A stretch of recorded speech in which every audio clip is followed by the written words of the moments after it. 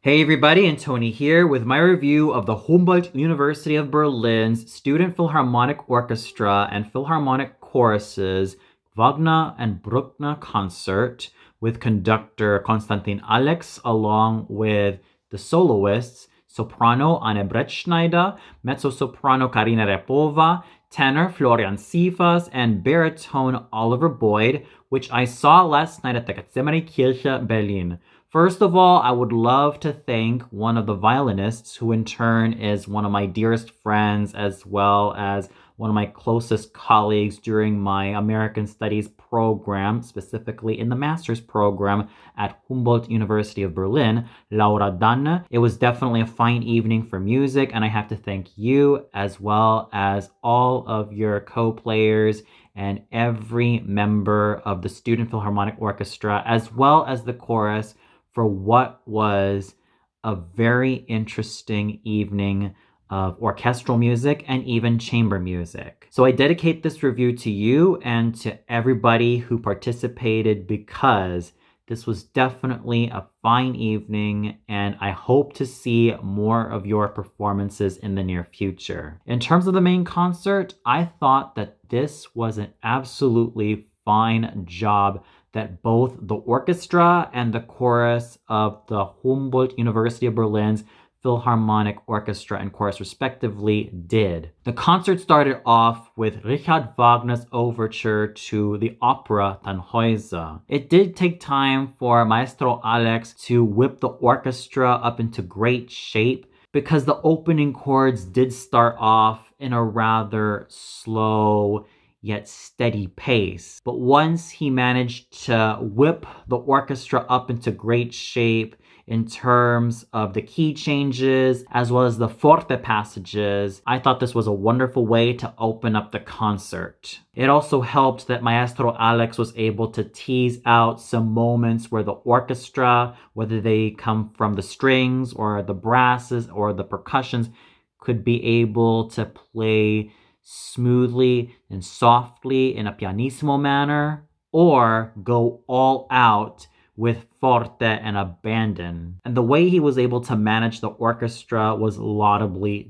done. Sure, there were occasions where the brass section did tend to be a little bit dominant and a little bit uncertain, but other than that, the overture to Tannhäuser was definitely a fine way to start the concert, in the sense that I, as the listener, managed to be thoroughly invested. The main highlight of the concert was Anton Bruckner's Mass in F minor, and this was where the orchestra really was at its strongest, as well as the choir, demonstrating just how well they can handle singing together, as well as working extremely well with the orchestra. Everybody in the orchestra, from the strings to the brass to the percussion, was able to build themselves up extremely well under Konstantin Alex's baton, and how they were able to build themselves up after playing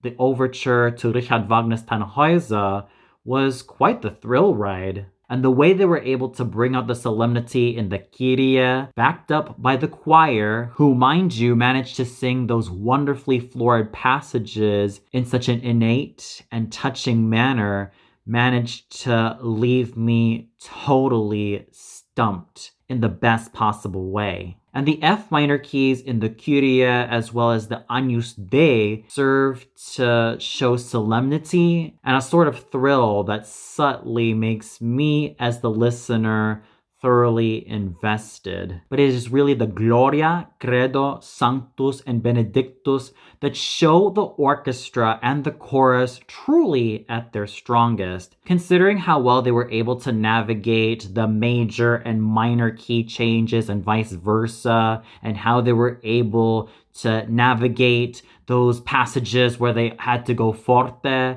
and all those passages where they had to really let it all out. It was a job laudably done from both the chorus and the orchestra, especially helped by Konstantin Alex's meticulous eye for detail and for really teasing out the passages where the orchestra and the chorus do need to let it all out and let it ring throughout the church. But it's not just the orchestra and the chorus I have to give my props to. The soloists did serviceable jobs in their individual lines. Starting with the lyric soprano, Anne Brettschneider, she does have a nice and pleasant timbre. But there were occasions where I felt like her voice could grow in depth and richness because she does have nice material to work with as a lyric soprano. The issue that I had with Miss Brettschneider was that her tones were not really that chesty, let alone supported,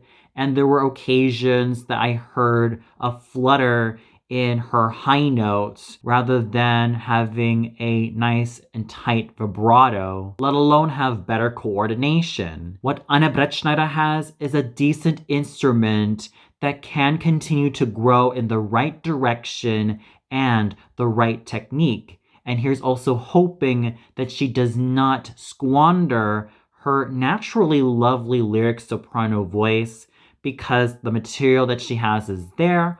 All she needs to do is to develop her voice in the right way and use those coordinated chest tones well in order for her to prevent any vocal faults that may come her way. However, regardless of the issues I had with Anne Brettschneider's voice, she was still a fine singer, and here's also hoping that she does develop in the right way with a greater technique and a whole lot more clarity in the voice, because that is a voice right there that can grow in the right direction, that can shine, and that can sing a lot of these fine lyric soprano roles, especially with the fine material that she has. I was quite excited to see Karina Rapova live because this was a young mezzo I have been wanting to see for quite some time. Ever since I first heard about her and how she grew from being a mezzo-soprano student at the University of Berlin to finding herself singing in a lot of the German opera houses, this was a singer I've been wanting to check out. And she does have a decent instrument. She does have good chest tones. There's not a wobble in her voice that I hear, but it's not a voice that I could consider to sing over an orchestra, but at least she has great material to work off of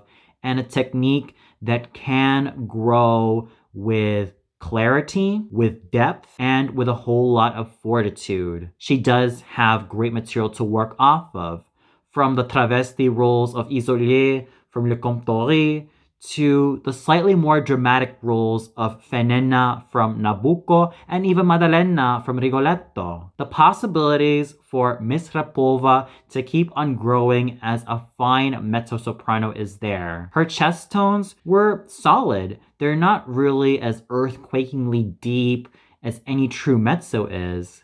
But what she does have is a nice timbre that can grow and grow with time and with clarity. And I really do hope that Karina Rapova grows her voice with clarity, with depth, and most of all, with sufficient vocal fortitude to sing not only over an orchestra, but to also make her career last for a very long time. Florian Sievers does have a decent lyric tenor voice. He does have a pleasant timbre. However, while I do find his voice decent, it's not anything that completely excites me, because whenever I think of a great lyric tenor, especially in the German repertoire, I usually think of tenors such as Walter Ludwig or even Fritz Wunderlich. And if you want light voices, Friedrich Lenz is another one of the tenors that I also look up to, especially when it comes to either the light repertoire or even the more comical roles. At least with Florian Sievers, he does have a voice that is sufficiently pleasant. And I'm sure that it can grow with more richness and with more core in the right direction. And here's also hoping that he does not squander his potential as a fine light lyric tenor. The material, the talent, and the potential that he has are all there. All he needs to do is to continue working on developing his technique the right way, and he will definitely be on his way to grow in lyricism as well as in beauty. Oliver Boyd, I thought, was the best out of the four soloists. He does have a nice timbre, and he does have a lovely lyric baritone voice. Do I think it's on par with the likes of Alfred Pohl or Carl Schmidt-Walter or Willy Domgraf Fassbender? Not really. But he does not have any wobbles. He does not have any issues with his voice. It's a nice timbre to listen to, but I wish it could grow in richness and in depth.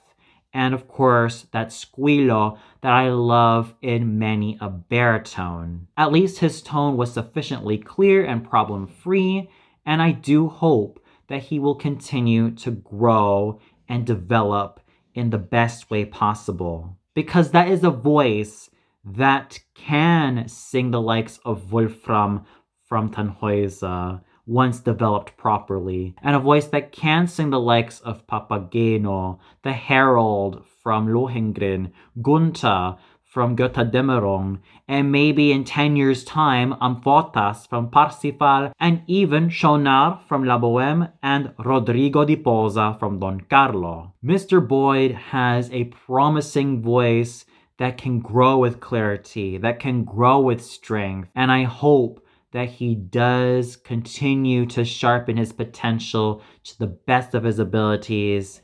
And here's also hoping that he will continue to grow as a fine baritone. There's no doubt that Anne Brettschneider, Karina Repova, Florian Sievers, and Oliver Boyd do have potential to keep on growing. But it was really the Humboldt University of Berlin's Philharmonic Orchestras and Choruses evening for great music, and they were the ones who really pulled it all together, all thanks to Maestro Konstantin Alex's skillful eyes and hands, thus making sure that everybody goes together in an extremely fine way. So if you're hankering for chamber music or for orchestral music, I cannot recommend this particular chorus and orchestra enough. And for those of you who caught the Humboldt University of Berlin's Orchestra and Choruses Wagner and Bruckner concert, what'd you think of it? Did you feel like every member of the orchestra and chorus